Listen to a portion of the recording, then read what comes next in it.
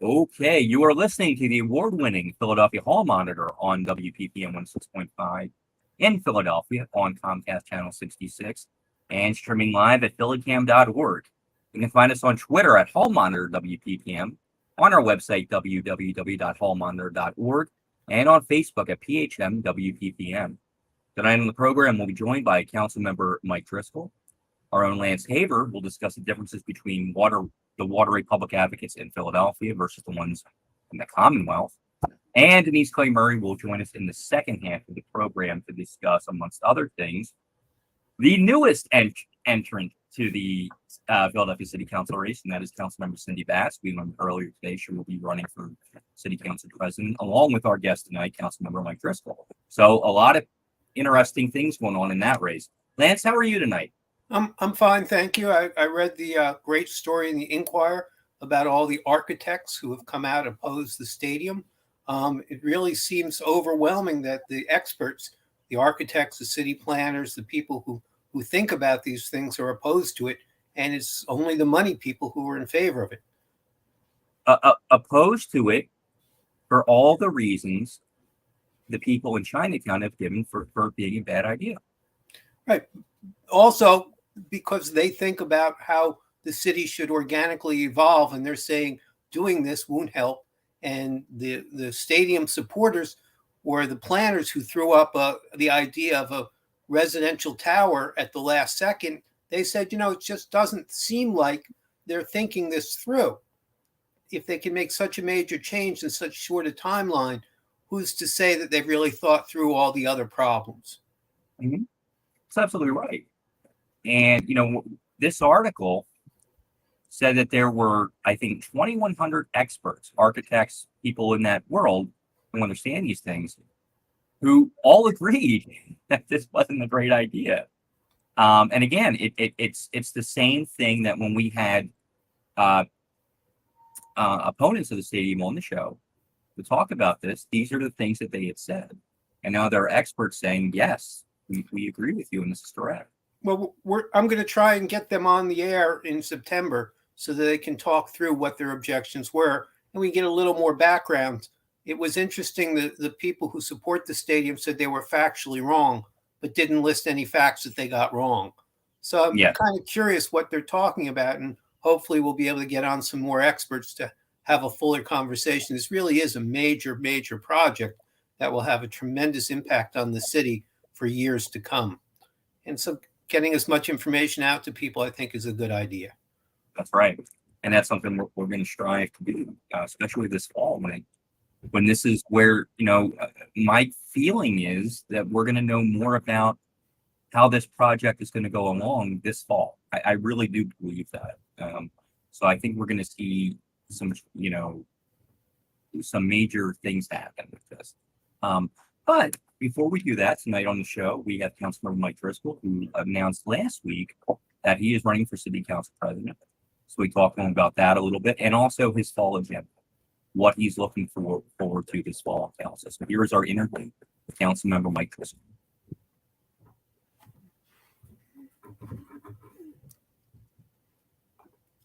Coming to getting to yes, without public display of disagreement. I thought he had a nice approach there. And as we need to spend our dollars. All right, Councilmember Mike Driscoll, thank you so much for joining us. Good morning. So the first thing I'd like to ask you about, the big news last week, you've thrown your hat into the ring for the City Council presidency. Can you tell us about that decision and how you came to it? So, given that Council President Clark is retiring, it's an open seat per se. And there's a lot of new people to council, and there will be a lot more coming in this year.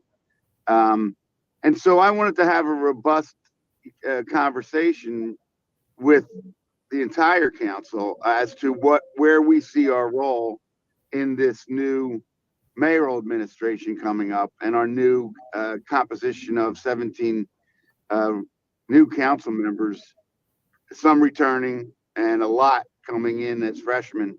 I think I bring a lot of leadership to this council. While I'm new to city council, I'm not new to government. You know, I was in Governor Casey's cabinet for 7 years. Was in private business for 17 years. I was in the House of Representatives, Pennsylvania House of Representatives for 8 years, you know, in lots of different roles. And I'll be in my second term in city council. And I thought I'd offer my credentials for consideration and while I respect the other announced candidates, I think it's important that we all have a discussion on where we want to head together and build a leadership team that's independent of the executive branch, but also respectful of all 17 diverse views of our members on city council. So whether it's you or someone else, what are the top qualifications and top priorities, in your opinion, for an incoming council president? So I think qualifications are ability to listen, an appreciation for diversity and diverse ideas, a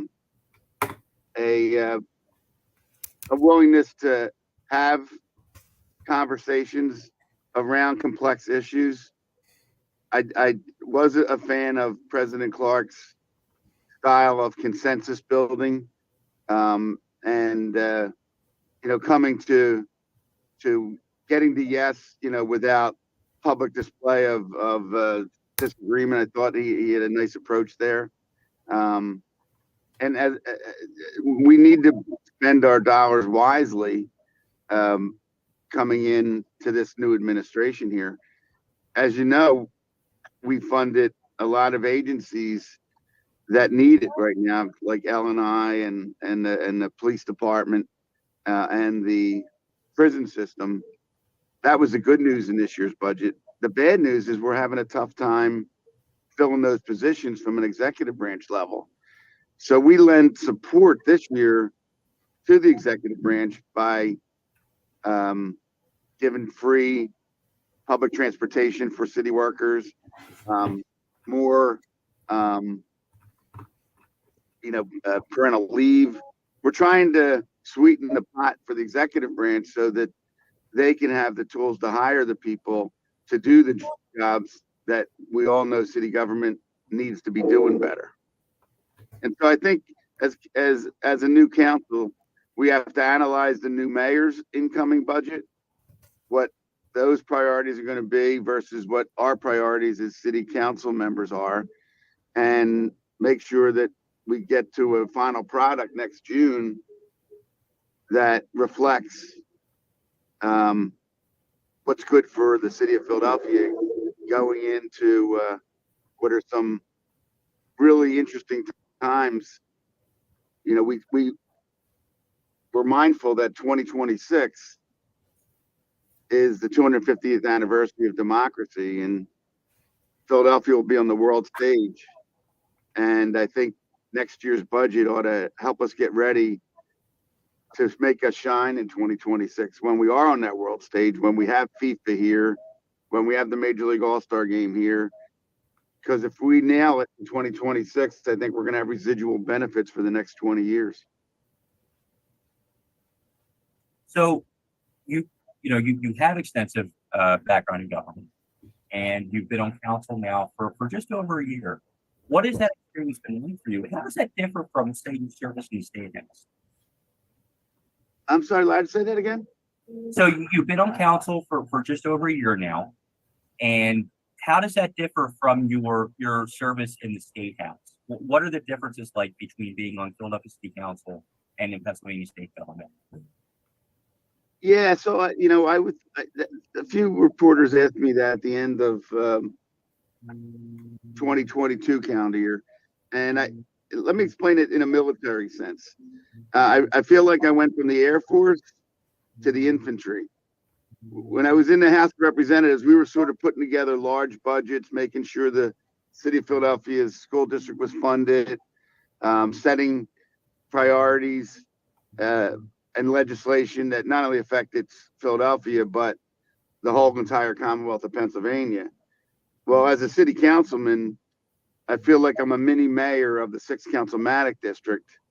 And so while we still have time to create legislation that affects the city as a whole, it seems like we're putting out fires on a daily basis in our neighborhoods, whether it's a quality of life issue, whether it's a road pothole, whether it's literally I-95 collapsing in my district, or whether it was the explosion on New Year's Day in Port Richmond that took down 3 houses. A couple of weeks ago, I was driving up I-95. I saw smoke. I thought it was coming from Jersey. As I'm passing the Tacony-Palmyra Bridge, I realized there's a tractor trailer on fire under the bridge. I immediately circled back and called 911. We had a prison break in my district this summer. It seems like the urgency and the need and the immediate expected response from the city councilman, although it's a legislative branch, it seems like our office gets what would ordinarily be executive branch functions. Like, we need more police, we need more L&I inspections, we need more quality of life attention. So we're sort of that bridge between our office and the executive branch. Mm-hmm. And, you mentioned L&I, and I think that's really important. And you're the perfect person to ask this question, because you chair the L&I committee in council. That there are a lot of vacancies throughout the city, particularly in L&I, and some of these positions require very specific and what I've heard are challenging certifications to get. How do you, what is the plan to fill those positions and attract those candidates for those jobs? So I think we really need a aggressive public relations campaign. And I did notice yesterday that Mayor Kenny was vocal on how we attract talent to these positions that are so critical. I think sending a word out to the trades, sending a word out to the existing AFSCME and 47 unions to help us, explain the benefits of being a city employee. A lot of people are willing to take a little less salary for really good benefits, long-term defined benefit plans, safe working conditions.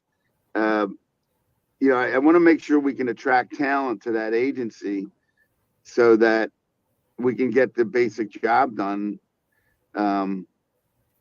which is ultimately we all are counting on as residents in the city. And I'll say one thing further, Larry. In June, I passed an ordinance forming a task force to look at the regulatory structure of L&I and Title IX and Title IV. And, we want to do a comprehensive document through this task force to put on the mayor's desk and a new council president's desk with some recommendations on how to advance what's a very good agency in city government. And so it'll be an 11-member task force, 5 by the mayor, 6 by the council, and create a living working document that we not only just plop on the new mayor's desk and plop on a new council president's desk, but something that next year will continue to evolve. Because I can tell you, as chair of L&I, we really need more enforcement, and whatever it takes, we're going to get there. Okay, I'd like to bring Denise Clay Murray here on Philadelphia. Hold on. Hi, thank you for joining us, Councilman. We really appreciate it. Well, thanks for having me. Now, you mentioned an increase in funding for the police, and you also mentioned an increase in funding for L&I, both of which are important. But so is the city's poverty issues. With the 250th birthday of the country coming up, and Philadelphia being the center of attention, wouldn't it make sense to put some money toward fixing this problem so that when the rest of the nation comes to visit Philadelphia, they see only the they see not only they see the good parts of the city and not the fact that there's this part that's been forgotten? Well, listen, I don't mean to silo just the police department and the L&I. We have the ability to work multitask, and certainly, affordable housing and good paying jobs are equally important. And yeah, I mean, they should and will be a priority with this new city council. Okay. Now you were talking about the trail and the industrial areas where that you're getting cooperation from in terms of being able to do the trail and make sure that everything continues to roll for manufacturing in the city, in that section of the city. How is that happening, and what was the process to get it to that point? So this trail, it was a vision from former Congressman Bob Borski. When the congressman over 20 years ago started some initiatives to start a trail in his district from Bucks County to Allegheny Avenue. And then when he retired, he didn't just walk away. He, for free, for the last 20 years, started a nonprofit to raise the money to build this 11-mile trail. And I was fortunate when I was in the private sector to be selected by him to sit on that board. And I'm happy to tell you that we've raised in excess of $100 million. And we're probably about 80% done from Congressman Borski's vision to where we are today. We now have 4 new parks along that 11-mile trail that have been built. One in Bridesburg, one will break ground in October in Bridesburg, one in Tacony, and we've also put money into improving the boat ramps, public boat ramps along the river. And we've been working hand in hand with PennDOT to make sure that what I-95 did to those neighborhoods all those years ago, isolating them from the river, all these projects now have a widening underneath I-95 to safely connect the neighborhoods to the trail. And then eventually we'll have this 11 miles all along the river that not only we can walk, run, bike, and enjoy, but it'll be easily accessible by the neighborhoods that it serves. So we're really proud of Riverfront North, and we just opened another 2 miles last Friday. But we're not done yet, and that's what I'm going to be doing today, and continuing the conversation with some of these landowners along the river to make sure we're, it's compatible with their mission and our mission. Okay. Now, as someone who represents the Northeast, I think that sometimes that folks that are like in North Philly or Center City or South Philly don't understand the Northeast as well as we should. We kind of sometimes view it as like another section of Bucks County, which it isn't. What is it that you would like for people to know about your district in particular and Northeast Philadelphia in general, who have never been there or who may, not have questions about it? Oh, I'm glad you asked that. Well, one thing I'll tell you, I came from a row house in the Oxford Circle. We were working class family. My parents both worked to put us through school and feed and clothe us. We're the notion that the Northeast is a rich suburb of Philadelphia is a misnomer. And today we are as diverse as any section of the city, and we celebrate that diversity. We have so many different, we're like the United Nations up here now. And that brings great new restaurants. It brings great new cultures. We have a Chinese Harvest Festival. We have the Chinese New Year. We have the Spanish Parade. We have in Bridesburg, we have the Memorial Day Parade.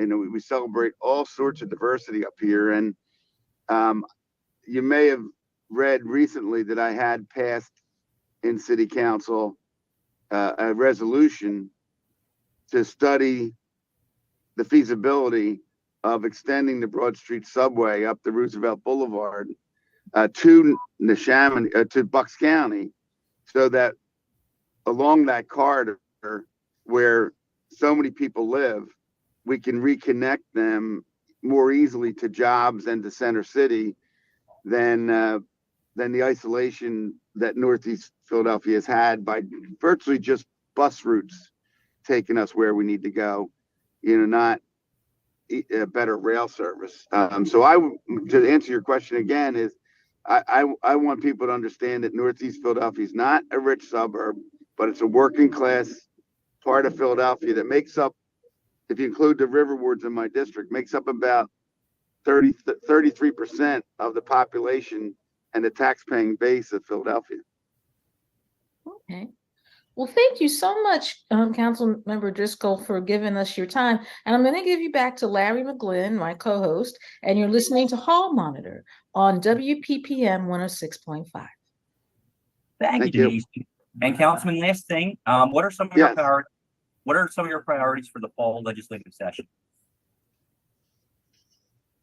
I think I don't want to keep getting back to this, but quality of life issues.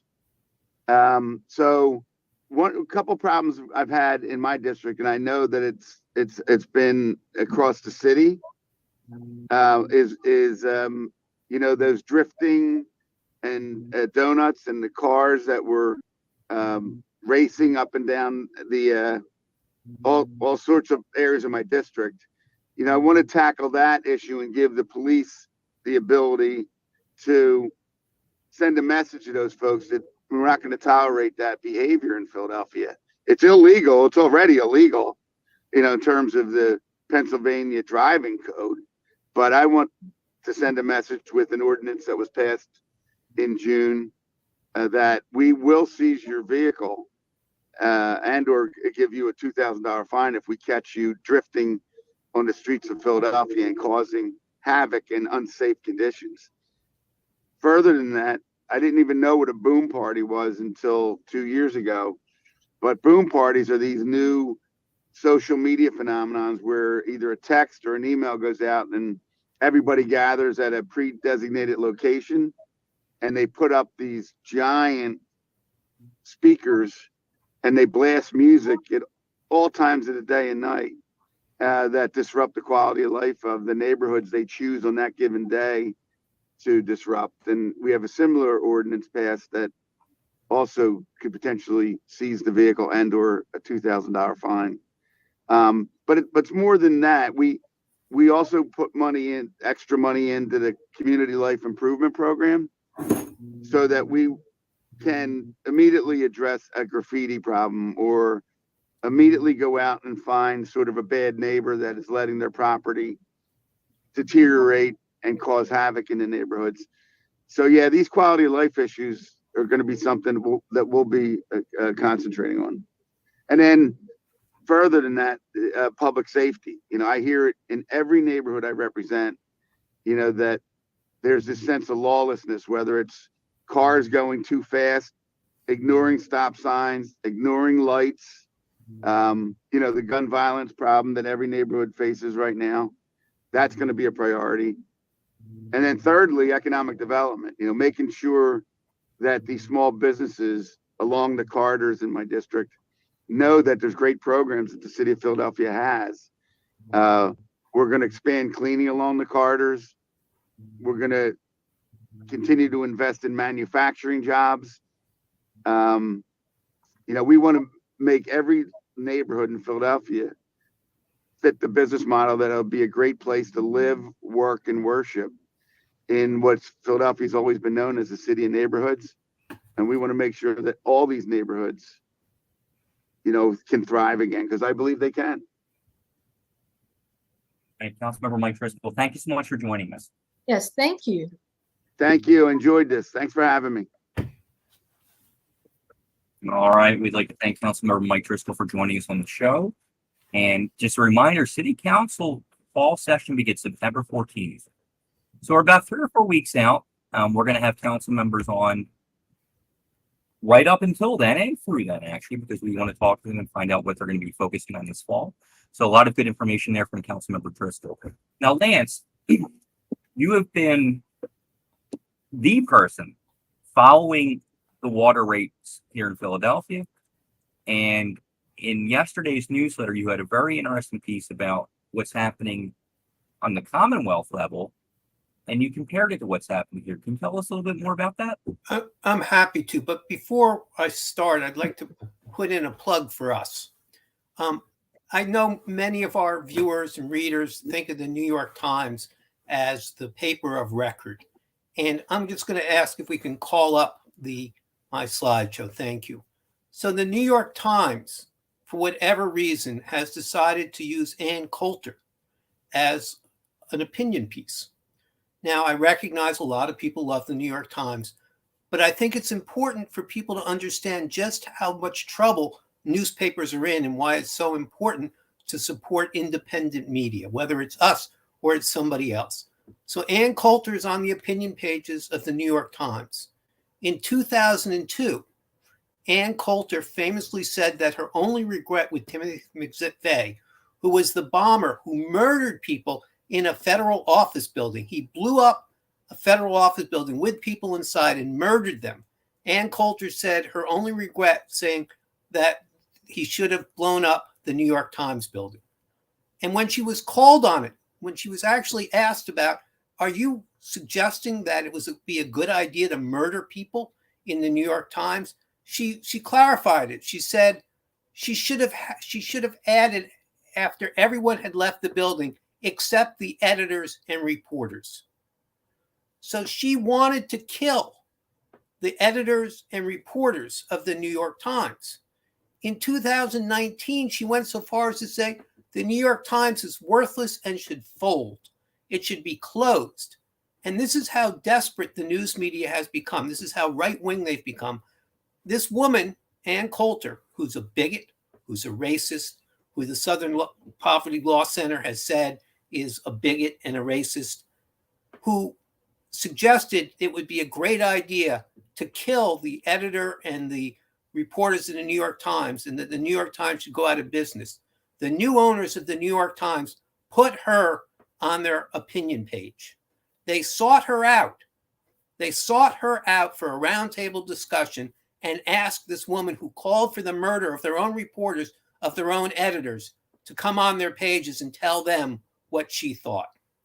And whether you support Philadelphia Hall Monitor or you support some other independent news media, we have to understand that the newspaper industry as we knew it, those of us who have got a little few years under us, or a little long in the tooth, or me like gray in the beard, those of us who think of the newspapers as these wonderful institutions are really living in the past. We're really living in a world that no longer exists. When the New York Times, the national paper of record, can put on its page a woman who called for the assassination of their own reporters and their own editors and think that that's a rational thing to do, we have to make sure we keep independent media out there and we keep independent media going and we support it with our time, with our efforts, with our viewership, and yes, even with our money.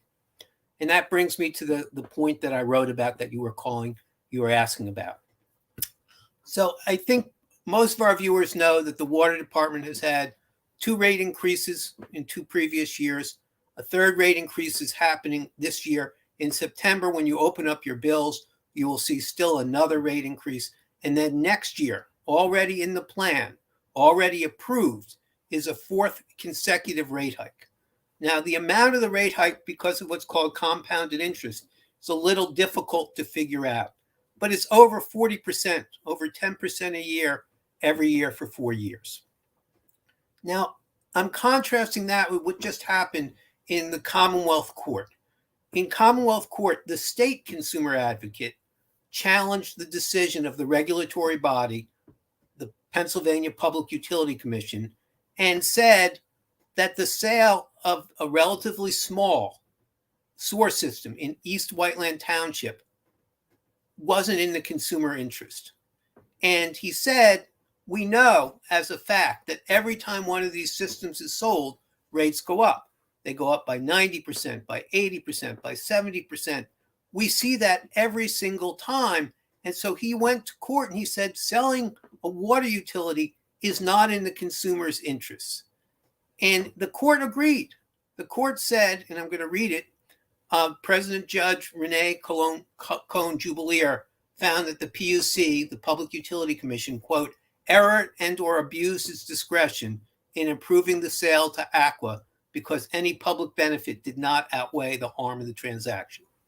Now here you see a public advocate, a consumer advocate, practicing before a regulatory body, the Pennsylvania Public Utility Commission, the Pennsylvania Public Utility Commission harming consumers by agreeing to a sale which is going to lead to unbelievably large rate increases, and the public advocate saying he's not going to let that go unchallenged, and he goes to court. Compare that to what's happening in the Philadelphia Public Advocate. Now, because the Philadelphia Water Department is not regulated by the Pennsylvania Public Utility, but is regulated by the Philadelphia Water and Sewer Commission, because it's regulated differently, there's a different procedure for appointing the public advocate. So in the last rate case, the water department hired 7 consultants to try and raise the rates, 0 consultants to try and find ways to save money. The water department refused to try and combine services with the other municipal utility, the Philadelphia Gas Works, received $0 from the COVID bill, the American Recovery Plan Act. And the body that regulates the water department, the Water and Sewer Commission, voted for rate increases. They did not punish the water department by denying them what they wanted. They continued to allow the water department to put more money aside in its surplus. They allowed them to go ahead and hire consultants to try and raise rates without hiring any consultants to try and find cost savings or efficiencies. They allowed them to fail to get money from the COVID. Other water utilities across the nation received literally tens of millions of dollars so that rates didn't have to go up, but the Philadelphia Water Department didn't get any of it. And the reason why they said they didn't get any of it was because the mayor didn't want to give it to them, and they didn't want to fight with the mayor. So all of those things happened, just like what happened with the Pennsylvania Public Utility Commission, where Pennsylvania Public Utility Commission turned its back on consumers and said, go ahead and sell the sewer authority. Go ahead and sell it, let the rates go up. The Philadelphia Water Department said, we want a rate increase. Philadelphia Water Rate Board went ahead and said, go ahead, raise the rates. In the state example, in the state history, the consumer advocate went to court and said it's wrong. It's wrong to burden consumers through the sale. It's not in the public interest. And that really is the issue. Is it in the public interest? When the water department refused to go after COVID dollars, when it refused to combine services with Philadelphia Gas Works, when it refused to hire technical experts or management experts to find cost savings, when it refused to limit how much money it was putting into its own surplus, the Philadelphia consumer advocate went along with it. And not only that, they supported not 1, not 2, not 3, but all 4 of the rate increases. And so the question, of course, is why is that? Why does the East Whiteland Township consumers get more protection than the Philadelphia water consumers get? And I think the answer is pretty clear. It depends upon how the quote unquote public advocate or consumer advocate is appointed and who they serve. So let me go over what the difference is concretely. The state consumer advocate is appointed by an elected official, the Attorney General. The Attorney General makes an appointment, and that person then has to be confirmed by the Pennsylvania Senate. They don't answer once they are appointed and then confirmed, the state consumer advocate doesn't answer to the Public Utility Commission, doesn't answer to the regulatory body. They are free to do what they think is right. Now, it is true that every year they have to go before the House of Representatives and the Pennsylvania Senate and justify their budget. So you can see elected officials have a way of letting the the state consumer advocate know.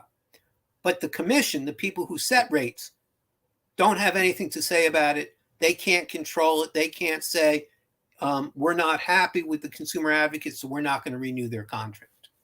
That's the model for the state.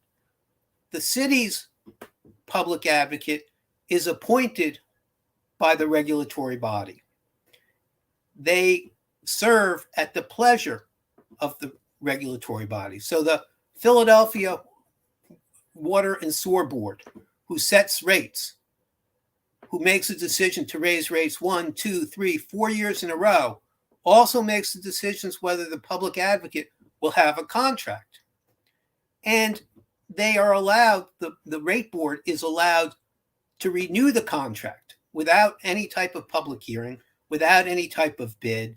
They are allowed to renew the contract. And in fact, they have 3 times. They renewed it twice after the Philadelphia consumer advocate agreed to not 1, but 2 rate increases as part of an inducement for the settlement. The contract for the Philadelphia public advocate was extended. That was written right into the agreement. And then the public advocate was appointed again and again. Every time the Philadelphia Rate Board makes a decision to raise rates, and every time the public advocate goes along with it, the public advocate gets a contract renewal. Now, if you ask the public advocate, they will tell you that those 2 things are not related, that there's absolutely no relationship between their contract being renewed and them accepting and supporting the rate increases that water consumers have had. But it's hard to believe when you look at what's happening on the state level. And here you have an independent consumer advocate that doesn't answer to the regulatory body, whose contract can't be canceled, who doesn't serve at the pleasure of the regulatory body, not only being allowed to challenge, but actually winning a challenge to a decision by the regulatory body. In Philadelphia, the quote unquote public advocate serves at the pleasure of the rate board, the regulatory body. And that's in writing. This is not something I am saying. This is something that the water rate board itself says.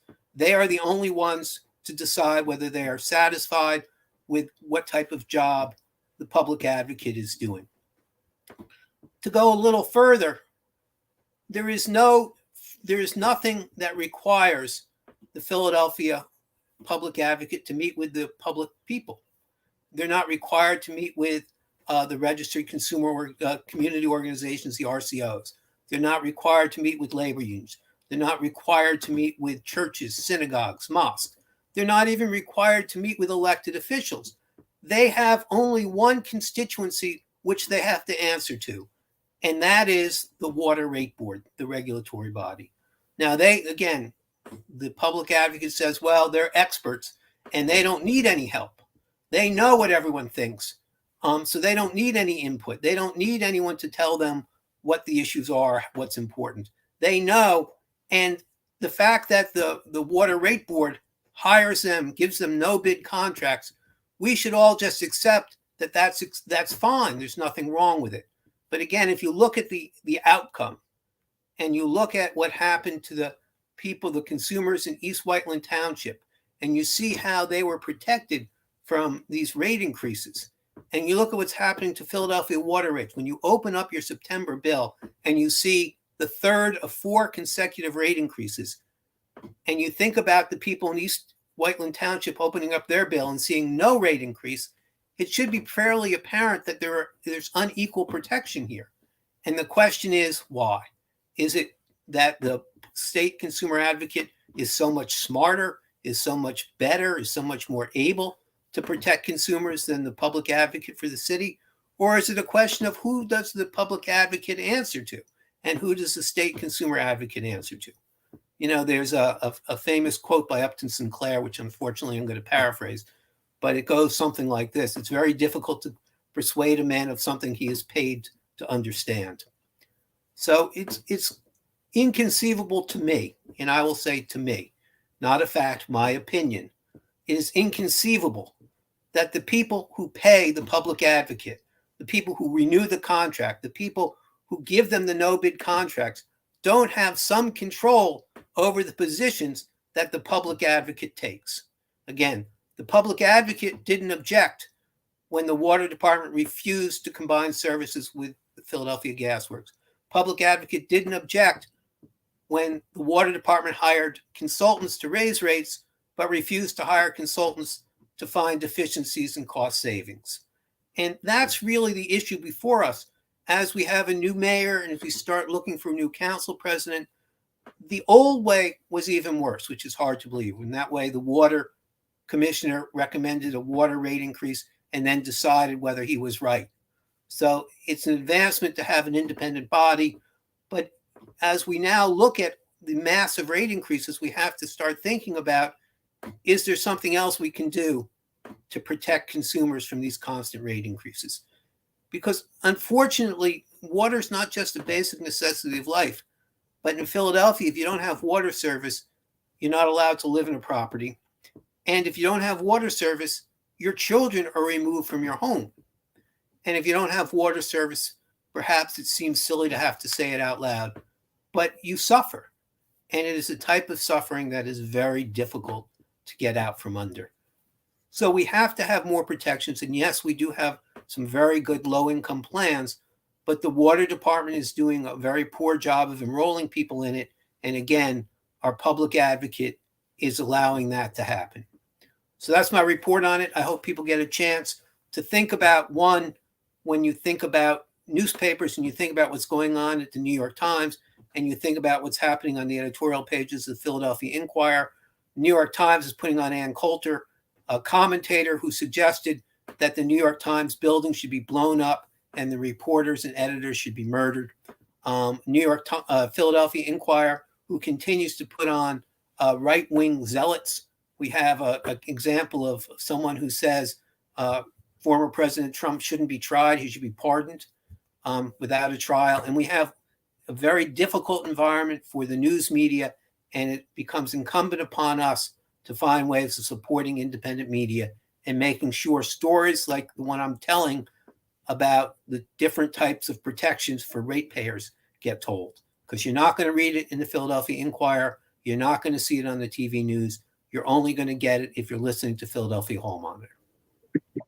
And you're only going to get it because Lance Haver has been doing this his whole life and is sharing with all of us that wisdom. Thank you. And that tenacity. And that's why. When I started, my beard was not white. Well, but it's so important. And thank you so much for the water rate report. We need more of that. We're going to keep on that and keep talking about that. And thank you for your eloquent words about what's happening at the New York Times and news in general. This is a travesty that the New York Times is putting Ann Coulter. I can't understand this. A woman who called for the murder of their own reporters and editors. Not that we can have a difference of opinion, but this is not a difference of opinion. This is a woman who said the only thing she regrets about Timothy McVeigh is he blew up the wrong building. He murdered the wrong people. And the New York Times sees fit to put her on their own pages. Shame on them. Just shame on them. Yeah, it defies any kind of logic and any kind of morals. With us now is Denise Clay Murray, the third host of Hall Monitor here. Denise, how are you? I'm good. How are you? Good. And tell us where you are right now. Right now, I am at, ironically enough, the Inquirer building, or where the Inquirer building, where the Inquirer is being printed now, on 6th and Market Streets, because I'm here at the Lenfest Institute's reception that's part of the Online News Association conference, which is going on right now here in Philadelphia. And you've been attending that conference. Well, I think today you started Yeah, attending. today is the first day, the first real day of the conference. And for anyone who doesn't quite know what ONA is, it's an organization that focuses on people who do their news online. And you get a lot of you get like different kinds of technology that you're exposed to, and different kinds of topics. That there's a lot of workshops on AI and why news organizations need to come to grips with it. There's a lot of workshops on misinformation and how to keep it from spreading. There's a lot of workshops on a lot of different things that have to do with online media, its importance, and why people really need to keep an eye on it. And that is fundamentally important, and that speaks to what Lance was talking about earlier as well. The importance of what organizations like us do. Not just us, but smaller and online organizations that can tell the stories that the larger outlets aren't telling. Sure. And speaking of which, there are also a lot of opportunities for local news organizations or people who want to start local news organizations to connect with people that might be able to help them get started. There are people here from foundations that give money for startups. IndieGraph, the organization that Home Monitor works with, is going to be here tomorrow. So there's a lot of different things pertaining to local news that are being discussed here. Yep, and all very important. So speaking of local news, we did an interview earlier with Councilmember Mike Driscoll, right, the fourth candidate for the presidency of City Council. Next week on the show, Councilmember Cindy Bass will join us, and she is our fifth candidate that we know of. Because why not? Well, at this point, it's going to be easier to identify who is not running for City Council president rather than who is. And so we have 5 candidates now. The other 3, Councilmember Mark Swilla from the 1st District, Councilmember Kenyatta Johnson from the 2nd District, and Councilmember Jones from the 4th District. So when we look at that race right now as it is, 5 candidates who already were sort of, if you had a Venn diagram of their constituencies, they're pretty close. And now adding 2 more candidates, it muddies that a little bit. From your perspective, what does this look like right now? What does this race for City Council president look like?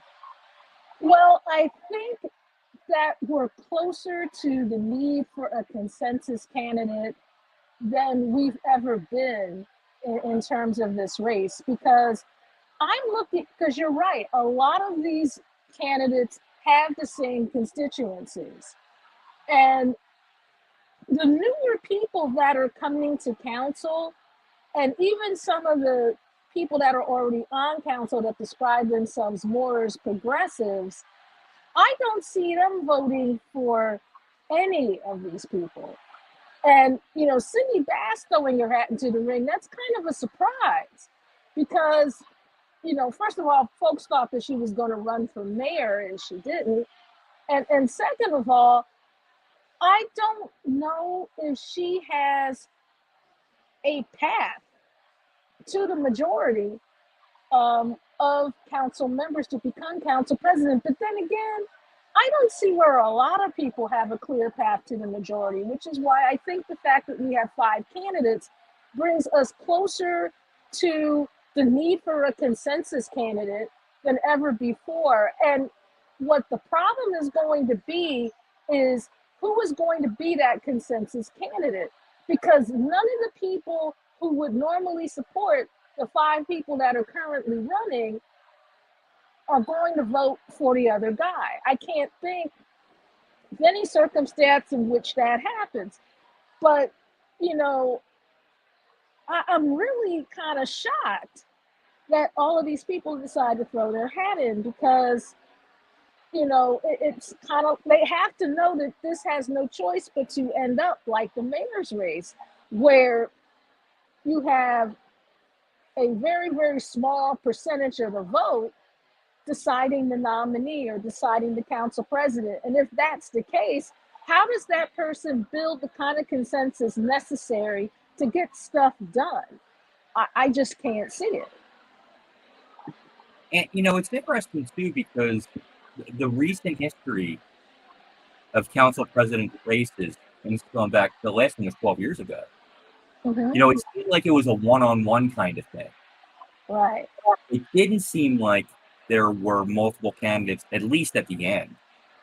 You Mhm. know, and my suspicion is you don't have 5 candidates when we get into, say, December. You know, because deals will be made, people will support other people, and it might, but you know, with 5 right now, and who knows, there might be more. You know, Well, if you're why if you're doesn't everybody run for council president while we're at it? thing, if you're sitting at 5 right now, what's the difference between 5 and 6? It's not Yeah. that much, right? So if you were on the No. fence about it, maybe you say, I'm going to do it now. Yeah.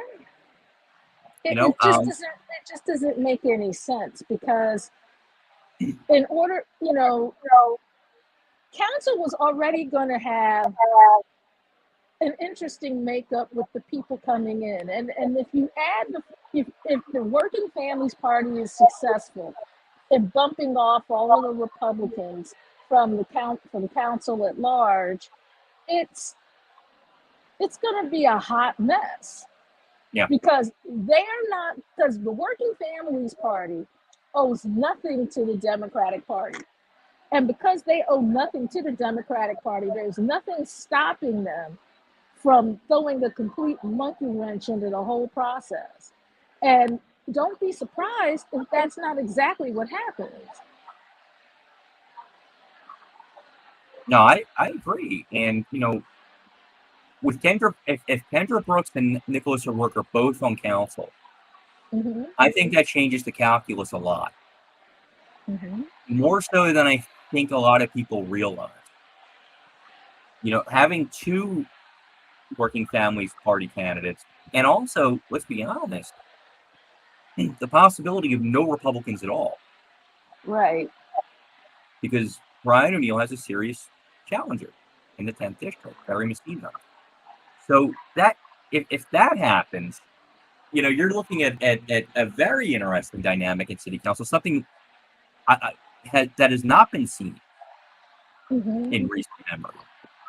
So it's going to be an interesting time, you know, depending on how this election turns out in November. But right now, trying to handicap this race, I think, is very difficult.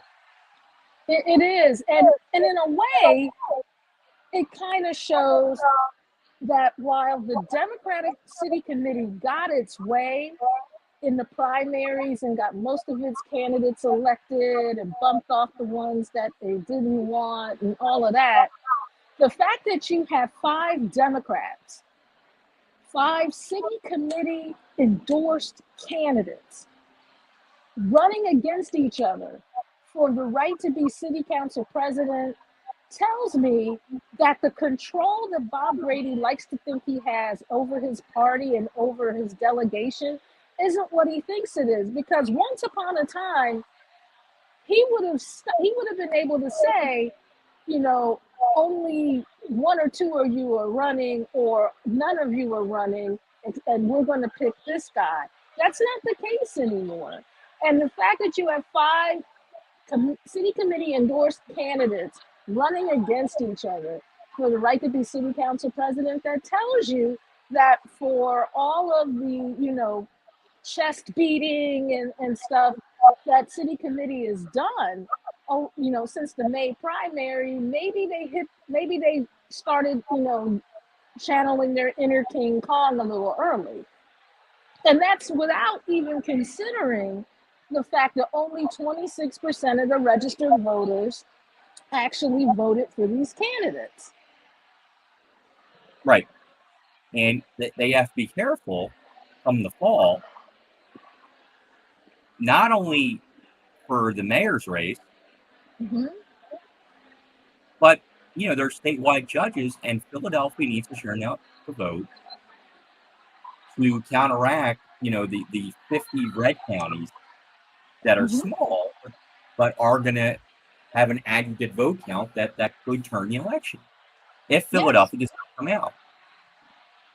And the thing is, getting people out to vote isn't just about, well, you should vote against this. You have to give people something to vote for.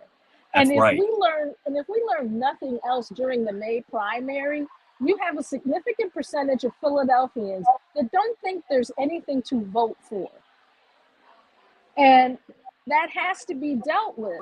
And throwing a multi-candidate city council race into the mix with a public that already thinks the council takes too much time off, they don't do enough, they're not talking enough about the issues that all Philadelphians find important. You know, if you throw this into that pretty much gives people, you know, that kind of becomes a self-fulfilling prophecy.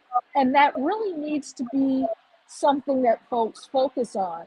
But I don't know how they're going to focus on it when right now, just like with the mayor's race, you have 5 people who have decided I should be the next city council president.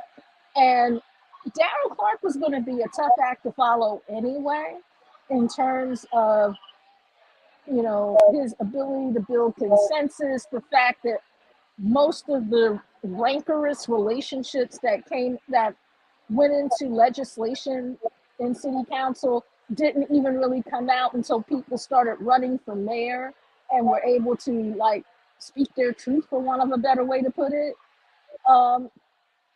You know, they had a lot that they needed to, that there's a lot that they need to work on. And, you know, to like find the next Darrell Clarke. And I don't think that any of the 5 people that are currently, you know, throwing their hat in the ring for city council president is capable of doing what Clarke did. They don't quite have, I mean, they have gravitas of a sort, but they don't quite have the gravitas that he did. And because of that, no matter who becomes the next city council president, it's going to be really interesting to see how city council actually works. And it's really going to be interesting if the mayor decides to put his or her thumb on the scale, which is totally possible. You know, that wouldn't surprise me at all. And, No. you know, you're right, because each of these 5 candidates would almost certainly have a different style than the council president Clarke. Mhm. And it's not just because they're different, but it's also because you don't have the experience. You know, Clarke was there for 12 years in this role. Mhm. And, you know, you're starting off day one as a brand new city council president. That is a very different job than just, you know, a rank and file council member. Right. And I think operating city council the way Darrell Clarke did is going to be very difficult for most of these candidates. And I don't know that any of them, because Darrell Clarke's a very hard act to follow in his role. And I think that it would create a challenge for just about anybody. So we're going to see, and there's a ways to go here. We're going to be following this throughout the fall. And we want to thank everybody for joining us tonight on the show. And next week on the program, we will be joined by Councilmember Cindy Bass, the 5th candidate for the City Council presidency, and she'll tell us more about that. So thank you for joining us. Everybody have a good night.